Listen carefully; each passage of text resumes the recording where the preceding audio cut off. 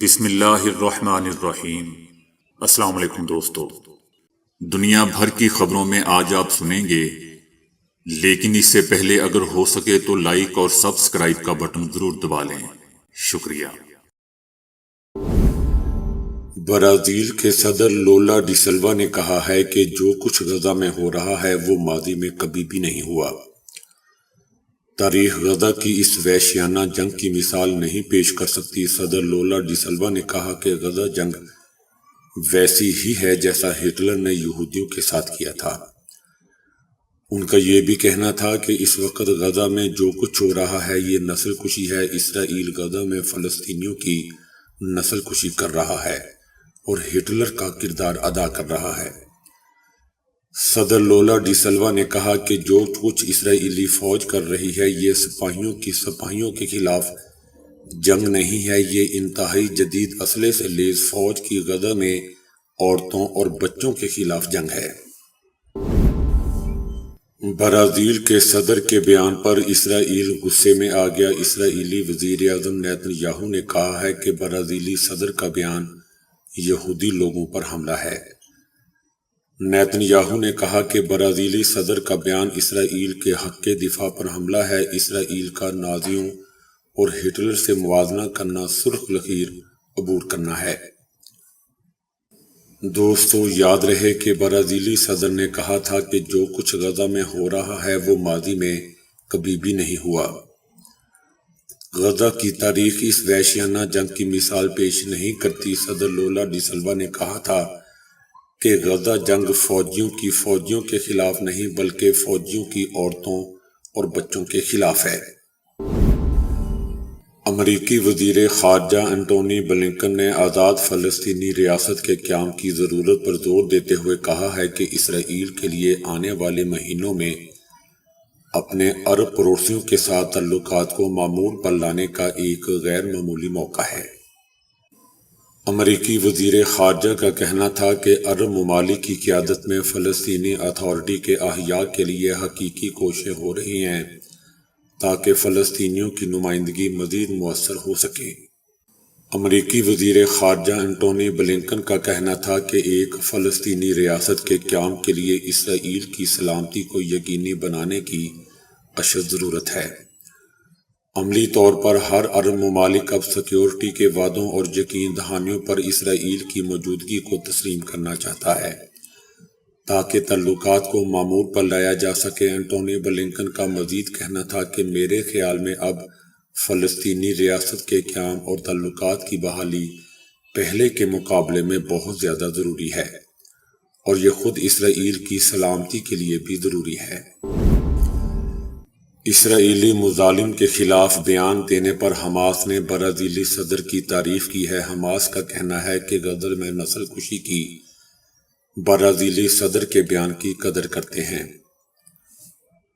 Hamas کا کہنا تھا کہ برازیلی صدر کا بیان جو بائیڈن انتظامیہ کی حمایت سے مظالم جھیلتے فلسطینیوں کی درست عکاسی ہے۔ عالمی عدالت انصاف برازیلی صدر کے بیان پر توجہ دے فلسطینیوں کو جدید تاریخ کے بدترین مظالم کا نشانہ بنایا جا رہا ہے۔ جمعیت علماء اسلام پاکستان کے سربراہ مولوی فضل الرحمان نے پارلیمانی سیاست چھوڑنے کا فیصلہ کرتے ہوئے کہا ہے کہ ہم نے جنرل کونسل سے پارلیمانی سیاست چھوڑنے کی سفارش کی ہے کیونکہ ہمارے فیصلے عوام نہیں کوئی اور کرتا ہے۔ ان کا کہنا تھا کہ پی ٹی آئی کا وفد پہلے بھی کئی بار آیا اور انہیں ہمیشہ عزت دی ہے۔ ہم چاہتے ہیں کہ ایسا ماحول ہو جس میں مذاکرات ہوں اور مسئلے کا حل نکلے۔ ان کا کہنا تھا کہ پی ٹی آئی والوں کے آنے اور گفتگو کرنے سے ماحول تشکیل پایا ہے، لیکن ابھی دونوں جماعتوں کے درمیان کوئی اتحاد نہیں ہوا۔ ہم اپنی پوزیشن پر ہیں اور پی ٹی آئی والے اپنی پوزیشن پر۔ مولوی فضل الرحمان کا کہنا تھا کہ پی ٹی آئی اور جے یو آئی میں 12 سال اختلاف رہا ہے۔ دونوں جماعتوں کے مابین دیوار نہیں پہاڑ حائل ہے جنہیں عبور کرنا آسان کام نہیں ہے۔ ہم نے ان کے سامنے بھی اچھے انداز میں اپنے تحفظات رکھے ہیں۔ ان کا کہنا تھا کہ اگر بات مسئلے کے حل کی طرف پہنچتی ہے تو ہم سیاسی لوگ ہیں، سیاسی آدمی، نہ مذاکرات کا انکار کرتا ہے اور نہ مسئلے کے حل سے انکار کرتا ہے۔ ان کا کہنا تھا کہ 2018 کے بعد موجودہ الیکشن بھی متنازع ہو گیا ہے۔ 2018 میں تقریباً یہی مینڈیٹ تھا۔ اس وقت پیپل پارٹی اور مسلم لیگ نون کہہ رہے تھے کہ دھاندلی ہوئی ہے، آج اسی مینڈیٹ کے ساتھ کہہ رہے ہیں الیکشن ٹھیک ہیں۔ ان کا کہنا تھا کہ پی ٹی آئی والوں کو بھی کہتا ہوں کہ آپ کا بھی تقریباً وہی مینڈیٹ ہے، آج پی ٹی آئی والے دھاندلی کہہ رہے ہیں لیکن 2018 میں کہا کہ الیکشن ٹھیک ہیں، سمجھ سے باہر ہے۔ مولوی فضل الرحمان کا کہنا تھا کہ ہم نے اپنی جنرل کونسل سے پارلیمانی سیاست چھوڑنے کی سفارش کی ہے اور پارلیمانی سیاست چھوڑنے پر غور شروع کر دیا ہے۔ ہم کیوں انتخابات میں کیوں اتر رہے ہیں؟ پیسہ اور توانائی بھی صرف کرتے ہیں، لوگ مارے جاتے ہیں اور دشمنیاں بڑھتی ہیں۔ ہم کسی لیے یہ سب عمل کرتے ہیں، جب ہمارے فیصلے عوام نہیں کوئی اور کرتا ہے تو اس کا فائدہ۔ جنگ کا شکار ملک یوکرین نے روس کے 3 لڑاکا طیارے مار گرانے کا دعویٰ کیا ہے، جبکہ روس نے یوکرین کے ایک اور اہم شہر آیودیوکا پر قبضہ کر لیا ہے۔ یوکرینی فضائیہ کے سربراہ نے بتایا کہ انہوں نے مشرقی یوکرین میں 2 روسی Su-34 لڑاکا بمبار طیاروں اور ایک Su-35 لڑاکا طیارہ مار گرایا ہے۔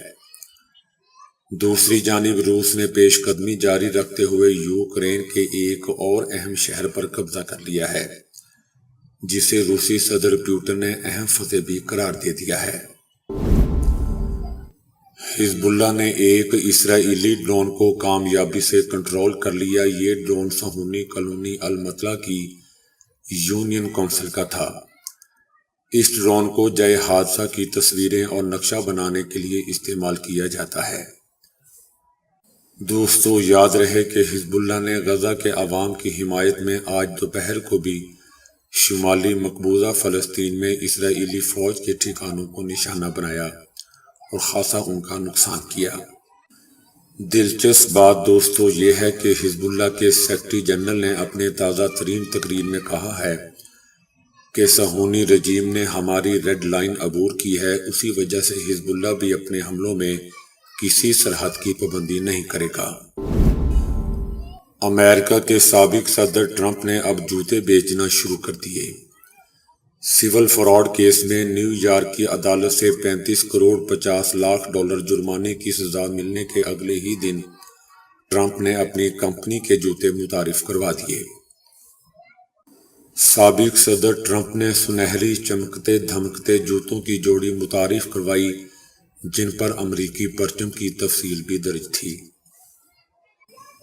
نیور سرنڈر ہائی ٹاپس نامی جوتوں کی قیمت $200-399 ہے، جو ویب سائٹ کے ذریعے فروخت کیے جا رہے ہیں۔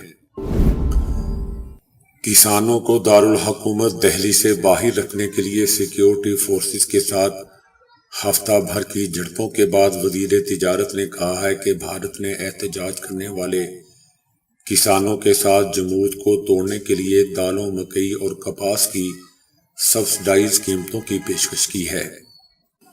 یہ بیان دوستو کسان تنظیموں کے ساتھ مذاکرات کے بعد جاری ہوا ہے، جب کسانوں کو نئی دہلی سے تقریباً 200 کلومیٹر دور روک دیا گیا۔ بھارتی کسان اپنی پیداوار کی کم از کم قیمت کے تعین کا مطالبہ کر رہے ہیں۔ پولیس نے ہزاروں کسانوں کو نئی دہلی کی طرف مارچ کرنے سے روکنے کے لیے آنسو گیس اور رکاوٹوں کا استعمال کیا ہے، تاکہ ان کے مطالبات کو روکا جا سکے کہ حکومت کی ان کی روزی کو یقینی بنانے کے لیے ان کی تمام پیداوار کی کم از کم قیمت مقرر کرے۔ اسرائیلی وزیر دفاع کا کہنا ہے کہ حماس کی خان یونس بریگیڈ کو شکست ہو چکی ہے اور حماس کو یحییٰ السمار کے متبادل کی تلاش ہے۔ حماس کا غزہ اسٹیشن جواب نہیں دے رہا ہے، وہاں کوئی بھی بات کرنے والا نہیں ہے۔ بیرونی قیادت اندرونی قیادت کی تلاش میں ہے اور کوئی کنٹرول کرنے والی پارٹی یا فعال عہدیدار بھی نہیں ہے۔ ان کا کہنا تھا کہ ہماری فورسز خان یونس میں سرگرمیاں جاری رکھے ہوئے ہیں اور حماس میں دراڑ کو مزید گہرا کر رہے ہیں۔ خان یونس بریگیڈ کو شکست ہو چکی ہے، اب وہ ایک فوجی ادارے کے طور پر کام نہیں کرے گا۔ ان کا کہنا تھا کہ اور یہ کہ ان کی مدد کرنے والا بھی کوئی نہیں ہے، نہ ایرانی اور نہ ہی بین الاقوامی جانب سے کوئی ان کو مدد پہنچ رہی ہے۔ 61 سالہ یحییٰ السوار 2017 سے تحریک کی قیادت کر رہے ہیں۔ 7 اکتوبر کو حماس کی طرف سے اسرائیل کے خلاف حملے کی قیادت کے بعد سے اسرائیلی افواج ان کا سراغ لگانے کی کوشش کر رہی ہے۔ اسرائیلی فوج ان کے صحیح مقام کی نشاندہی کرنے سے قاصر ہے۔ ان کا خیال ہے کہ وہ خان یونس میں زیر زمین بنکر میں موجود ہیں۔ 8 فروری کے عام انتخابات کے بعد سے دوستو نواز شریف منظر عام سے غائب ہیں، لیکن پس پردہ وہ وفاق اور پنجاب میں حکومت کی تشکیل کی کوشش میں سرگرم ہیں۔ کیونکہ تمام تر پیچیدگیوں کے باوجود مسلم لیگ نون اور پیپلز پارٹی اپنے تیسرے پارٹنر متحدہ قومی موومنٹ پاکستان کے ساتھ وفاقی حکومت بنائے گی۔ نواز شریف اپنی بیٹی مریم نواز کی جانب سے وزیر اعلیٰ پنجاب کے نامزد کے ساتھ پنجاب کی بیوروکریٹ سے ملاقات کر رہے ہیں تاکہ وہ مریم نواز کو تربیت فراہم کر سکیں۔ نواز شریف کو انتخابات سے پہلے ان کی پارٹی نے وزیر اعظم کے عہدے کے لیے فیورٹ قرار دیا تھا، تاہم انتخابات میں سادہ اکثریت حاصل کرنے میں ناکامی کے بعد انہیں اپنے چھوٹے بھائی شہباز شریف کے حق میں دستبردار ہونا پڑا۔ بتایا جا رہا ہے کہ نواز شریف نے کسی اور موقع پر اپنی واپسی کے لیے توانائی بچائی ہے۔ وہ فی الحال وفاقی اور پنجاب کابینہ کے اراکین کے لیے ناموں کی فہرست کو حتمی شکل دینے میں مصروف ہیں۔ انتخابات میں مبینہ دھاندلی پر جماعت اسلامی نے آل پارٹیز کانفرنس طلب کر لی ہے۔ کانفرنس میں شرکت کے لیے تمام جماعتوں کو دعوت نامہ بھیج دیا گیا ہے۔ امیر جماعت اسلامی سراج الحق کا کہنا ہے کہ 2024 کے انتخابات ملکی تاریخ کے آلودہ، بدنام اور متنازع ترین الیکشن تھے۔ پی ٹی آئی سمیت تمام متاثرہ سیاسی جماعتوں سے رابطے کر رہے ہیں۔ ان کا کہنا تھا کہ کمشنر کی طرح مزید ضمیر جاگے تو دھاندلی کرنے والے کدھر جائیں گے۔ وزیر اعلیٰ پنجاب مریم نواز شریف نے کہا ہے کہ بیوروکریسی کو قانون شکنی پر اکسانے والوں سے قانون کے مطابق ہی نپٹیں گے۔ مریم نواز کا کہنا تھا کہ بیوروکریسی کو دھمکیوں کا مطلب ریاستی نظام میں انتشار پیدا کرنا ہے۔ انتشار پیدا کرنے کی کھلی چھوٹ تباہی کو دعوت دینا ہے۔ مریم نواز کا کہنا تھا کہ افسران گھبرائیں نہ دھمکیوں سے مرعوب ہوں، قانون کے مطابق فرائض انجام دیں گے۔ ان کا کہنا تھا کہ افسران کی سلامتی کو خطرے میں ڈالا گیا تو آئینی ہاتھوں سے نپٹا جائے گا۔ آسٹریلیا میں ایک بہن نے بھائی کی گلی سڑی باڈیز کے پاس 5 سال گزار دیے۔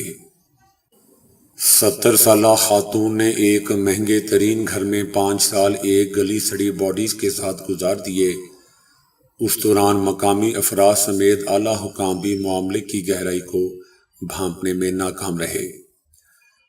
کچھ عرصہ پہلے خاتون کو ایک غیر متعلقہ معاملے پر گرفتار کرنے کے بعد پولیس اس کے بھائی کی باڈی تک پہنچنے میں کامیاب ہو سکی۔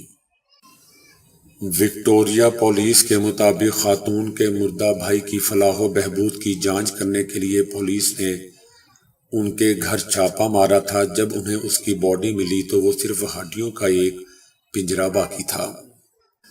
اس کے علاوہ گھر میں ایک کچرے کا ڈھیر نظر آیا۔ خاتون اس عرصے کے دوران اپنے بھائی کی باڈی کے پاس ہی سوتی رہی۔ خاتون کے پڑوسیوں نے بتایا کہ ہمیں شبہ تھا کہ ہم ایک خوفناک گھر کے ساتھ رہ رہے ہیں۔ بدبو سے ہمارے بچے بھی خوفزدہ رہتے تھے۔ گھر میں گندگی سے متعلق کئی سالوں تک سرکاری محکموں کو شکایت بھی کی گئی، لیکن کسی نے ان خدشات پر توجہ نہ دی۔ 8 فروری کو ہونے والے انتخابات کل عدم قرار دے کر دوبارہ کروانے کی درخواست واپس لے لی گئی، جبکہ چیف جسٹس کا کہنا ہے کہ کیس ہر صورت سنیں گے، درخواست گزار کو عدالت میں گھسیٹ کر پیش کیا جائے۔ عدالتی معاون نے بتایا کہ درخواست گزار سے نوٹس کی تعمیل کے لیے فون اور ایڈریس پر رابطے کی کوشش کی گئی، جس پر چیف جسٹس پاکستان نے ریمارکس دیے کہ پہلے درخواست دائر کرتے ہیں اور پھر غائب ہو جاتے ہیں۔ یہ کیا محض تشہیر کے لیے درخواست دائر کی گئی تھی؟ جسٹس قاضی فائز عیسیٰ نے کہا کہ درخواست گزار کو کسی بھی طرح پیش کریں، یہ کیس چلائیں گے۔ درخواست گزار نے درخواست دائر کرتے ہی خود میڈیا پر بھی جاری کر دی تھی۔ چیف جسٹس قاضی فائز عیسیٰ کا ایڈیشنل اٹارنی جنرل سے کہنا تھا کہ ایسے نہیں چلے گا۔ عام طور پر درخواست دائر ہوتے ہی میڈیا پر جاری نہیں ہو جاتی۔ درخواست گزار سے بذریعہ فون دوبارہ رابطہ کریں۔ اس طرح سے سپریم کورٹ کا مذاق نہیں بنایا جا سکتا۔ امریکہ میں نیکولس شخص کو ایک خواب آیا جس میں اسے گھر کی دیوار میں جھانکنے کا اشارہ کیا گیا۔ اس نے کولمبیا شہر میڈیلین میں واقع اپنے گھر کی دیوار توڑی تو اس میں سے $2 کروڑ تقریباً 3 ارب 31 کروڑ روپے برآمد ہوئے۔ اتنی خطیر رقم ایک پلاسٹک بیگ میں ڈال کر دیوار کے اندر چھپائی گئی تھی۔ نیکولس نے مقامی میڈیا سے گفتگو کرتے ہوئے بتایا کہ مجھے خواب میں بتایا گیا کہ رقم کی تلاش کے لیے مجھے گھر کی کون سی دیوار کے اندر دیکھنا ہوگا۔ دوستو، کچھ عرصہ پہلے پاکستانی نیب نے ایک سرکاری ملازم کو گرفتار کیا تھا جس کے گھر کی در و دیوار میں ایسی ہی رقم چھپائی گئی تھی۔ اس کے علاوہ اس کے گھر سے 2 نوٹوں کی بوریاں بھی برآمد ہوئی تھیں۔ اگر وہ بھی ایک رات پہلے ایسا ہی خواب دیکھ لیتا تو وہ گرفتاری سے بھی بچ جاتا اور اپنی رقم سے بھی ہاتھ دھو نہ پاتا۔ خانہ کعبہ کی چابیاں سعودی شاہی خاندان کے پاس کیوں نہیں رکھی جاتی؟ حالانکہ سعودی فرمانروا کو خادمین حرمین شریفین کہا جاتا ہے، لیکن در حقیقت خانہ کعبہ کی چابیاں ان کے پاس نہیں ہوتی۔ یہ چابیاں صدیوں سے شیبی خاندان کے پاس ہیں۔ بیت اللہ کی چابیاں اس خاندان کے پاس اس لیے چلی آ رہی ہیں کہ خود اللہ تعالیٰ نے اس کام کے لیے اس خاندان کا انتخاب کیا تھا اور رسول اللہ صلی اللہ علیہ وآلہ وسلم نے چابیاں ان کے حوالے کی تھیں۔ جب 8 ہجری میں مسلمان مکہ پر غالب آئے اور اسے فتح کیا تو نبی کریم صلی اللہ علیہ وآلہ وسلم نے خانہ کعبہ میں داخل ہونے کی خواہش ظاہر کی، لیکن خانہ کعبہ کا دروازہ لاک تھا۔ لوگوں نے بتایا کہ اس کی چابیاں عثمان ابن طلحہ کے پاس ہیں۔ عثمان ابن طلحہ مسلمانوں کے مکہ مکرمہ فتح کر لینے کے بعد خوف زدہ ہو کر خانہ کعبہ کی چھت پر چھپے ہوئے تھے۔ لوگوں کے بتانے پر رسول اللہ صلی اللہ علیہ وآلہ وسلم نے حضرت علی رضی اللہ تعالی عنہ کو حکم دیا کہ عثمان سے چابیاں لے کر دروازہ کھولو۔